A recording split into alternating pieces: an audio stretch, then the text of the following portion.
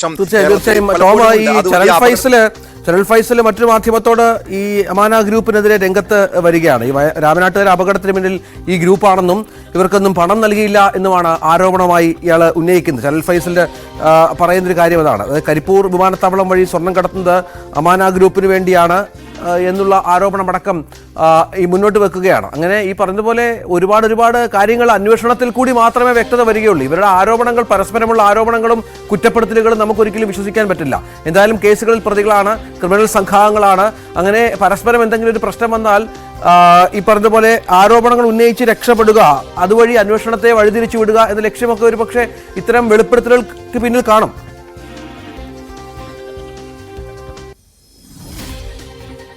തീർച്ചയായും, കാരണം അത്തരം ഒരു സാധ്യത കൂടി പരിശോധിക്കേണ്ടതാണ്. കാരണം ഇപ്പോൾ നമുക്കറിയാം ഈ രാമനാട്ടുകര വാഹനാപകട കേസ് അത് വലിയ കോളിളക്കം ഉണ്ടാക്കിയതാണ്. ഈ സ്വർണ്ണ പൊട്ടിക്കൽ സംഘങ്ങളുടെ ക്രിമിനൽ പ്രവർത്തനങ്ങളെ കുറിച്ചുള്ള വിവരങ്ങൾ പോലീസിന് ലഭിക്കുന്നത് ഈ രാമനാട്ടുകര വാഹനാപകടത്തിന് പിന്നാലെയാണ്. പലപ്പോഴും നമുക്കറിയാം ഈ ഔറംഗസേബ് തന്നെ ഇക്കാര്യം ചൂണ്ടിക്കാണിക്കുന്നുണ്ട്. ഈ സ്വർണ്ണക്കടത്ത് സംഘങ്ങൾ ഈ സ്വർണം പൊട്ടിച്ചെടുത്തു കഴിഞ്ഞാൽ ആരും പരാതിയുമായി മുന്നോട്ട് പോകാറില്ല. അതുകൊണ്ട് തന്നെയാണ് ഈ ക്രിമിനൽ സംഘങ്ങൾ ഇത്തരം പ്രവർത്തനങ്ങളിൽ ഏർപ്പെടുത്തുന്നത്.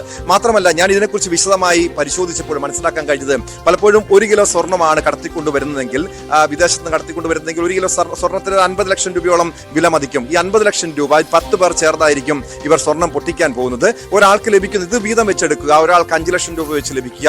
ഇതാണ് ഇവരുടെ പ്രധാനമായിട്ടുള്ള ഒരു പരിപാടി. കാരണം നേരത്തെ മറ്റു തരത്തിലുള്ള ഈ കൊച്ചി ഉൾപ്പെടുന്ന കൊട്ടേഷൻ സംഘങ്ങളുടെ പ്രധാനപ്പെട്ട പരിപാടികൾ ഈ കൊട്ടേഷൻ ഏറ്റെടുക്കുക, കൊലപാതകം, മറ്റ് കയ്യും കാലും തല്ലുപിടിക്കുന്ന പരിപാടികളാണെങ്കിൽ അത് പലപ്പോഴും വലിയ ക്രിമിനൽ കേസുകളിൽ മാറുന്നു. പക്ഷേ ഈ സ്വർണം പൊട്ടിക്കൽ എന്ന് പറയുമ്പോൾ പലപ്പോഴും പരാതിക്കാർ ഈ പരാതിയുമായി മുന്നോട്ട് വരാറില്ല. നേരത്തെ ഈ കുടൽപ്പണം ഇതേ രീതിയിൽ തന്നെ കുടൽപ്പണം പൊട്ടിച്ചെടുക്കുക, ഈ ചെർപ്പുളശ്ശേരി കേന്ദ്രീകരിച്ച് വലിയൊരു സംഘം തന്നെ ഇതിന് പിന്നിലുണ്ട്. ഒരുപക്ഷെ വരും ദിവസങ്ങളിൽ നമ്മൾ ന്യൂസ് 18 തന്നെ ഇതുമായി ബന്ധപ്പെട്ട കൂടുതൽ വിവരങ്ങൾ പുറത്തുവിടും. കാരണം ചെർപ്പുളശ്ശേരി സംഘങ്ങളെ കുറിച്ചുള്ള വിവരങ്ങൾ നമ്മൾ പരിശോധിച്ചുകൊണ്ടിരിക്കുകയാണ്. ഈ എങ്ങനെയാണ് ഈ സ്വർണം പൊട്ടിക്കൽ നടക്കുന്നത്, സ്വർണ്ണക്കടത്ത് നടക്കുന്നത്, ഈ ചരൽ ഫൈസലിന് ഇതിനുള്ള ബന്ധം എന്താണ്, ഈ രാമനാട്ടുകര വാഹനാപകട കേസിൽ ചരൽ ഫൈസലിന്റെ പങ്കുൾപ്പെടെ പരിശോധിക്കേണ്ടതാണ്. കാരണം ഇപ്പോൾ ചരൽ ഫൈസൽ പറയുന്നത് ഇത് ഒരു ആസൂത്രണം നടത്തിയിട്ടുണ്ട്, ആസൂത്രിതമായിട്ടുള്ള ഒരു കൊലപാതകമാണ്, വാഹനം ഇടിപ്പിച്ച് അന്ന് ആ ചെറുപ്പക്കാരെ കൊലപ്പെടുത്തിയതാണ്. അർജുനായങ്കി ഉൾപ്പെടെയുള്ളവരുടെ ചില പങ്കുകളെ കുറിച്ചൊക്കെ നേരത്തെ ചില വെളിപ്പെടുത്തലുകൾ പുറത്തു വന്നതാണ്. കാരണം സ്വർണം പൊട്ടിക്കലിനും സ്വർണ്ണക്കടത്തിലും ഈ ഗുണ്ടാ സംഘങ്ങൾ ഏർപ്പെടുന്നു. മാത്രമല്ല, ഇതിൽ ക്രിമിനൽ പ്രവർത്തനങ്ങൾക്ക് മാറുന്നു, തട്ടിക്കൊണ്ടുപോകലിലേക്ക് മാറുന്നു. ഈ മലപ്പുറം, കോഴിക്കോട്, കാസർഗോഡ് ജില്ലകൾ കേന്ദ്രീകരിച്ച് ഈ സ്വർണം പൊട്ടിക്കലുമായി ബന്ധപ്പെട്ട, സ്വർണ്ണക്കടത്തുമായി ബന്ധപ്പെട്ട നിരവധി ആളുകളുടെ കൊലപാതകങ്ങൾ നടത്തിയിട്ടുണ്ട്. നിരവധി പേരെ തട്ടിക്കൊണ്ടുപോയി മർദ്ദിക്കുന്ന സംഭവങ്ങൾ ഉണ്ടാകാറുണ്ട്. പക്ഷേ പലപ്പോഴും ഇത്തരം കേസുകളിലൊക്കെ പരാതികൾ പോലും വരാറില്ല. കാരണം നിയമവിരുദ്ധമായിട്ടുള്ള പ്രവർത്തനമാണ് സ്വർണ്ണക്കടത്ത്. അതുകൊണ്ട് ഈ കടത്തിക്കൊണ്ടുവരുന്ന സ്വർണം മോഷണം പോയാലോ, പിടിച്ചെടുത്താലോ, അതായത് ഈ കവർച്ച ചെയ്തെടുത്താലോ പരാതിയുമായി ആരും മുന്നോട്ട് വരില്ല എന്നത് തന്നെയാണ് ഈ ഗുണ്ടാ സംഘങ്ങളെ വീണ്ടും ഇതിന് പ്രചോദിപ്പിക്കുന്നത്. പക്ഷേ ഈ ഔറംഗസേബ് പറയുന്ന ഒരു കാര്യമുണ്ട്, ഇതിൽ പോലീസിന്റെ ഒരു സഹായം തങ്ങൾക്ക് ലഭിക്കാറില്ല എന്ന്. പക്ഷേ ഇത് നേരത്തെ PV അൻവർ പറയുന്ന കാര്യം, PV അൻവറിന്റെ പ്രധാനപ്പെട്ട ആരോപണം ADGP MR അജിത് കുമാർ ഉൾപ്പെടെയുള്ള, മലപ്പുറത്ത് SP സുജിത് ദാസ് ഉൾപ്പെടെയുള്ളവർ ഈ സ്വർണ്ണക്കടത്തിന്റെ ഒരു വിഹിതം അവർ കൈപ്പറ്റുന്നുണ്ട്, സ്വർണ്ണക്കടത്ത് സംഘങ്ങൾക്ക് എല്ലാവിധ ഒത്താശയും നൽകുന്നുണ്ട് എന്ന് PV അൻവർ പറയുന്നതിനെ ശരിവെക്കുകയായിരുന്നു ചരൽ ഫൈസൽ ചെയ്തതെങ്കിൽ, എന്നാൽ അതിന് പിന്നിൽ PV അൻവർ ഉൾപ്പെടെയുള്ളവരുടെ രാഷ്ട്രീയ ഗൂഢാലോചനയുണ്ട്. ഈ ചരൽ ഫൈസലിന്റെ ആരോപണത്തിന് പിന്നിലും അത്തരം ഒരു സഹായം തങ്ങൾക്ക് ലഭിക്കാറില്ല. കാരണം ഇത് പോലീസ് അറിയാതെയാണ് ഈ സ്വർണം പൊട്ടിക്കലും സ്വർണ്ണക്കടത്തും ഒക്കെ നടക്കുന്നത്. കസ്റ്റംസിന്റെ സഹായം ഒരു പക്ഷേ ഉണ്ടാകാം. അത് നമുക്കറിയാം. ഇതിനു മുൻപ് ഈ സ്വർണ്ണക്കടത്ത് സംഘങ്ങളെ സഹായിക്കുന്നത് കസ്റ്റംസ് ആണ്. എയർപോർട്ടിൽ അത് അത്തരം ഒരു സഹായം ഈ കസ്റ്റംസ് ഉദ്യോഗസ്ഥരുടെ ഭാഗത്തു നിന്ന് ഉണ്ടാകുന്നുണ്ട് എന്നായിരുന്നു നേരത്തെ മുതൽ തന്നെ പുറത്തു വന്നുകൊണ്ടിരുന്ന വാർത്തകൾ. അത് അവിടെ നിന്നും വിമാനത്താവളത്തിൽ നിന്നും കടത്തിക്കൊണ്ടുവരുന്ന സ്വർണം പിന്നീട് പോലീസ് പിടിച്ചെടുക്കുക, അത് അവിടെയാണ് PV അൻവർ ഉന്നയിച്ച ഈ ആരോപണങ്ങളെ ഒരു പരിധിവരെയും ആ ആരോപണങ്ങൾ കൂടി പരിശോധിക്കുന്ന വിഷയത്തിലേക്ക് കാര്യങ്ങൾ മാറുന്നത്. മുഖ്യമന്ത്രി ഉൾപ്പെടെ പിന്നീട് അത് അന്വേഷണം പോലും, ഈ ADGP MR അജിത് കുമാറിനെതിരെ അന്വേഷണം പോലും പ്രഖ്യാപിക്കാനുള്ള കാരണം ഔറംഗസേബ് പറയുന്ന ഒരു പ്രധാന വെളിപ്പെടുത്തൽ കൂടി ചേർത്ത് വെക്കേണ്ടത് ടോം. കാരണം ഇത് ഈ സ്വർണം പൊട്ടിക്കൽ എന്ന് പറയുന്നത് ആരും അങ്ങനെ പുറത്ത് പറയാറില്ല, കേസുകളൊന്നും ഉണ്ടാകാറില്ല. ഇത് സംഭവിച്ചുകൊണ്ടിരിക്കും. നേരത്തെ ടോം പറഞ്ഞ പോലെ ഇതിന്റെ പുറകിന് പരാതിയുമായൊന്നും ആരും പോവില്ല. കാരണം ഇത് കടത്തൽ തന്നെ നിയമവിരുദ്ധമാണ്. അപ്പോൾ പൊട്ടിക്കൽ എന്ന് പറഞ്ഞാൽ അതിനിടയ്ക്ക് സംഭവിക്കുന്ന ഈ പരസ്പരം ഒറ്റിക്കൊടുക്കുന്ന കാര്യങ്ങളിലൂടെ വരുന്ന ഒന്നാണ്. അവിടെയാണ് ഈ അന്നൊരു വാഹനാപകടം ഉണ്ടായതുകൊണ്ട് മാത്രമാണ് ഇത്തരം കാര്യങ്ങൾ പുറത്തു വന്നത് എന്നും അവിടെയും ചില ക്രമക്കേടുകൾ അന്വേഷണത്തിലും മറ്റും ചില ക്രമക്കേടുകൾ ഉണ്ടായി എന്നും വാഹനാപകടം ഉണ്ടായതിൽ പോലും സംശയമുണ്ട് എന്നും അമാന ഗ്രൂപ്പുമായി ബന്ധപ്പെട്ട ഇടപാടുകൾ ദുരൂഹമാണ് എന്നുമൊക്കെ പറഞ്ഞു വെക്കുന്നത്. അങ്ങനെ ഒരു വലിയ തോതിലുള്ള അന്വേഷണം നമ്മൾ ഈ പി വി അൻവറൊക്കെ പലതും തുറന്നു പറയുമ്പോൾ ഇത് ഇങ്ങനെയൊക്കെ കേരളത്തിൽ ഈ കൊച്ചു കേരളത്തിൽ സംഭവിക്കുമെന്നൊക്കെ നമ്മൾ സംശയിക്കാറുണ്ട്. പക്ഷേ ഇപ്പോൾ ഈ ഗുണ്ടാ സംഘങ്ങളാണെങ്കിൽ പോലും അവർ പറയുന്ന കാര്യങ്ങൾ പുറത്ത് കേൾക്കുമ്പോൾ ഒരു നെക്സസ് ഈ പോലീസ്, കസ്റ്റംസ്, ഈ ഗുണ്ടാ സംഘങ്ങൾ എന്നിവരൊക്കെ ആയ ഒരു നെക്സസ്, ഇടപാടുകൾ, അതിലൂടെ ഒഴുകുന്ന കോടികൾ, അതൊക്കെ പുറത്തു വരികയാണ്. ഇതൊക്കെ എങ്ങനെയാണ് ഈ കൊച്ചു കേരളത്തിൽ ഇത്ര വലിയ ഇടപാടുകൾ നടക്കുന്നത് എന്നതും നമ്മളെ വല്ലാതെ അമ്പരപ്പിക്കുന്നുണ്ട്.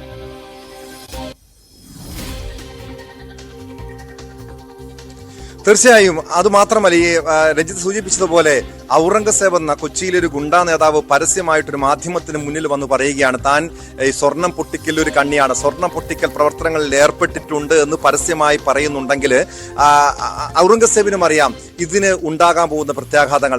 സാധാരണ ഈ സ്വർണം പൊട്ടിക്കൽ എത്ര കേസുകളിൽ പോലീസ് കേസ് രജിസ്റ്റർ ചെയ്തിട്ടുണ്ട്. കാരണം നമുക്കറിയാവുന്നതുപോലെ നെടുമ്പാശ്ശേരിയിലും തിരുവനന്തപുരത്തും ആളുമാറി ഈ സ്വർണ്ണക്കടത്ത് സംഘങ്ങളെ തട്ടിക്കൊണ്ടുപോകുന്ന സംഭവങ്ങൾ ഉണ്ടാവുകയും അതിന് പിന്നീട് കേസാവുകയും ആ സ്വർണ്ണക്കടത്ത് സംഘങ്ങളും കൊട്ടേഷൻ സംഘാംഗങ്ങളും ഒക്കെ പിന്നീട് നമ്മുടെ കേരളത്തിൽ ഇങ്ങനെ വിലസ് നടക്കുന്ന, യാതൊരു നിയമ നടപടിയും നേരിടാതെ വിലസ് നടക്കുന്ന സാഹചര്യം പെരുമ്പാവൂർ അനസ് പോലും. പെരുമ്പാവൂർ അനസാണ് യഥാർത്ഥത്തിൽ ഈ സ്വർണ്ണ പൊട്ടിക്കൽ പ്രവർത്തനങ്ങളിൽ ആദ്യം ഏർപ്പെടുന്നത്. അതായത് ഈ കൊടുവള്ളി കേന്ദ്രീകരിച്ച് വലിയ രീതിയിൽ ഈ സ്വർണ്ണക്കടത്ത് ഇടപാടുകൾ നടക്കുന്നുണ്ട്. ഈ ഏതാനും വർഷങ്ങൾ, കാരണം ഒരു 5-8 വർഷത്തിനിടയിലാണ് ഈ സ്വർണം പൊട്ടിക്കൽ വലിയ സജീവമായ രീതിയിൽ ആരംഭിക്കുന്നത്, ഈ ഗുണ്ടാ സംഘങ്ങൾ തുടങ്ങുന്നത്. അതിൽ പോലും ഈ പോലീസിന്റെ പങ്ക് പരിശോധിക്കേണ്ടതാണ്. കാരണം എങ്ങനെയാണ് പോലീസിന്റെ അറിവില്ലാതെ, കസ്റ്റംസിന്റെ അറിവില്ലാതെ അത് കടത്തിക്കൊണ്ടുപോരുക അത്ര എളുപ്പമുള്ള കാര്യമല്ല. പിന്നീട് അത് പോലീസ് പിടിച്ചെടുക്കുന്നു. ആ പിടിച്ചെടുക്കുന്ന 1 കിലോ സ്വർണ്ണമാണ് പോലീസ് പിടിച്ചെടുക്കുന്നതെങ്കിൽ അതിന്റെ ഒരു വിഹിതം പോലീസ് മാറ്റി പിന്നീട് കുറച്ച് സ്വർണം മാത്രമാണ് കസ്റ്റംസിന് കൈമാറുന്നത് എന്നാണ് പി വി അൻവർ നേരത്തെ ആരോപണം ഉന്നയിച്ചത്. മാത്രമല്ല ഇതിന്റെ വിഹിതം, ഈ പിടിച്ചെടുക്കുന്ന സ്വർണത്തിന്റെ വിഹിതം കസ്റ്റംസും പോലീസും വീതം വെച്ചെടുക്കുന്ന സാഹചര്യം അതൊരു പക്ഷേ ഈ ഗുണ്ടാ സംഘങ്ങളുടെ അറിവോടുകൂടിയാണോ, സ്വർണ്ണക്കടത്ത് സംഘങ്ങളുടെ അറിവോടുകൂടിയാണോ ഇത്തരം പ്രവർത്തനങ്ങളൊക്കെ നടക്കുന്നത് എന്ന കാര്യം കൂടി പരിശോധിക്കേണ്ടതാണ്. മാത്രമല്ല ഈ ഔറംഗസേബ് പറഞ്ഞ കാര്യം വിശദമായി തന്നെ പോലീസ് പരിശോധിക്കേണ്ടതാണ്. ഇപ്പോൾ ഏത് സാഹചര്യത്തിലാണ് ഇത്തരം സ്വർണം പൊട്ടിക്കൽ നടക്കുന്നത്? ഔറംഗസേബ് 10-ലധികം സ്വർണം പൊട്ടിക്കൽ കേസുകളിൽ ഏർപ്പെട്ടിട്ടുണ്ടെന്ന് പറയുന്നു. അങ്ങനെയാണെങ്കിൽ ഒരു ഔറംഗസേബ്, കൊച്ചിയിലെ ഒരു ഗുണ്ടാ സംഘം മാത്രം ഇങ്ങനെ ഈ സ്വർണം പൊട്ടിക്കലിൽ ഏർപ്പെട്ടിട്ടുണ്ടെങ്കിൽ കാരണം കൊച്ചി കേന്ദ്രീകരിച്ച് മാത്രം നിരവധി, അത് പെരുമ്പാവൂര്, ആലുവ, മരട് ഉൾപ്പെടെയുള്ള സ്ഥലങ്ങളിൽ മാത്രം 10-ലധികം ഗുണ്ടാ സംഘങ്ങളുണ്ട്. ഈ ഗുണ്ടാ സംഘങ്ങളെ നിയന്ത്രിക്കുന്ന പല അധോലോക നേതാക്കന്മാരുമുണ്ട്, തലവന്മാരുമുണ്ട്. അവരുടെയൊക്കെ നേതൃത്വത്തിൽ ഈ രീതിയിൽ നെടുമ്പാശ്ശേരി, തിരുവനന്തപുരം, കരിപ്പൂർ വിമാനത്താവളങ്ങൾ കേന്ദ്രീകരിച്ച് സ്വർണം പൊട്ടിക്കലാണ് നടക്കുന്നത്.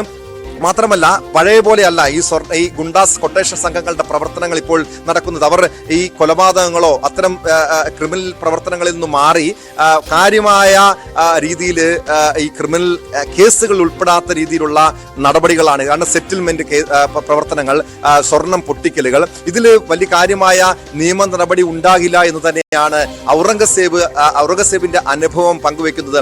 ഒരു കൊലക്കേസിലടക്കം 36ഓളം കേസുകളിൽ പ്രതിയായിട്ടുള്ള വ്യക്തിയാണ് ഔറംഗസേബ്. പക്ഷേ കഴിഞ്ഞ കുറെ വർഷങ്ങളായി ഔറംഗസേബിനെതിരെ മറ്റ് ക്രിമിനൽ കേസുകളില്ല. അങ്ങനെയാണെങ്കിൽ ഇപ്പോൾ ഈ ഗുണ്ട, കാരണം നമുക്കറിയാം ഒരു കൊച്ചിയില് കഴിഞ്ഞ ഏതാനും ദിവസങ്ങൾക്ക് മുമ്പാണ് ന്യൂസ് 18 കൊച്ചിയിലെ ഒരു ഗുണ്ടാ നേതാവിന്റെ ഓഫീസ് തുറന്നതുമായി ബന്ധപ്പെട്ട വാർത്തകൾ പുറത്തുവിട്ടത്. ഇപ്പോഴും ആ ഓഫീസ്, VIP ഗ്രൂപ്പിന്റെ ഓഫീസ് അവിടെ പ്രവർത്തിക്കുന്നുണ്ട്.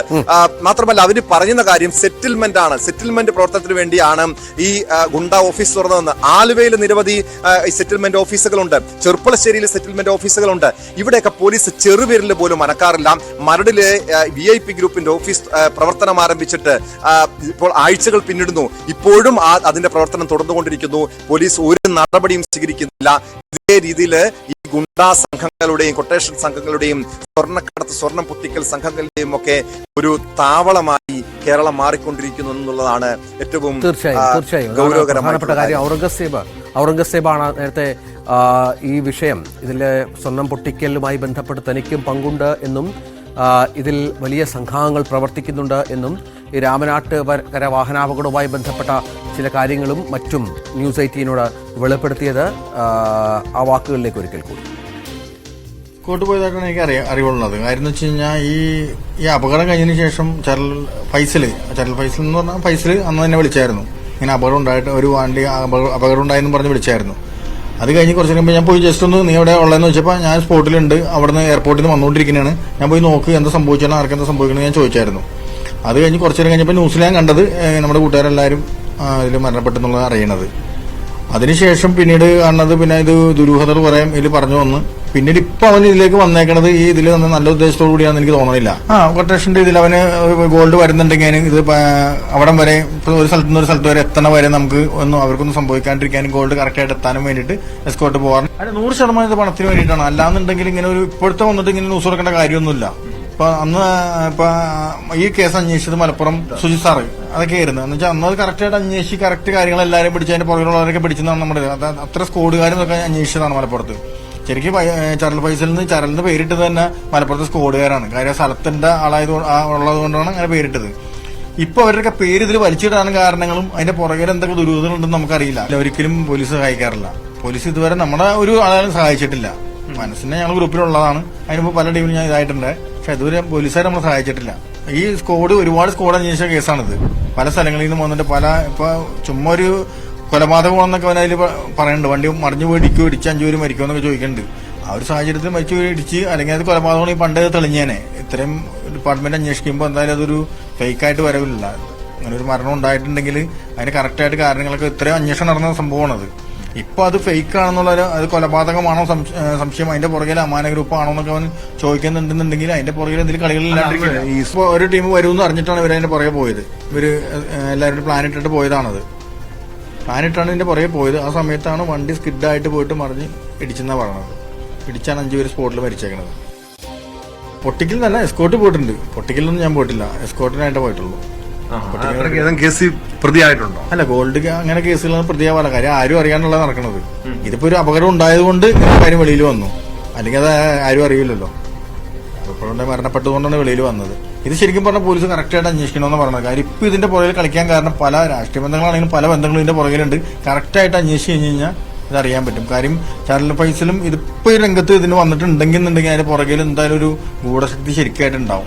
അതിന്റെ പുറകിൽ വലിയൊരു കൈയുണ്ട്. അതൊന്ന് കറക്റ്റ് അറിഞ്ഞ് വരാനാണ് ഞാൻ പറഞ്ഞത്. രാഷ്ട്രീയ ഒരു ഗൂഢാലോചന തന്നെ കാണുമെന്നാണ് പ്രതീക്ഷിക്കുന്നത്. വ്യക്തിപരമായിട്ടും അല്ലാണ്ടും. കാര്യം ഫണ്ടിന് വേണ്ടിയിട്ടുള്ള മെയിനായിട്ട് എനിക്ക് തോന്നുന്നത്. കാര്യം ഈ റിയാസ് എന്നൊക്കെ പറഞ്ഞ ഫണ്ടിന് വേണ്ടിയിട്ട് മാത്രം നിൽക്കണം. വെളിയെന്നാണ് റിയാസ് മുമ്പിൽ എടുത്തിട്ട് ബാക്കിൽ കിടന്ന് ഇവർ കളിച്ചിട്ട് ഇനി അതിന്റെ പുറകെ റിയാസിന്റെ പുറകെ ആരൊക്കെ ഉണ്ടെന്ന് എന്തായാലും കണ്ടുപിടിക്കട്ടെ എന്നാണ്.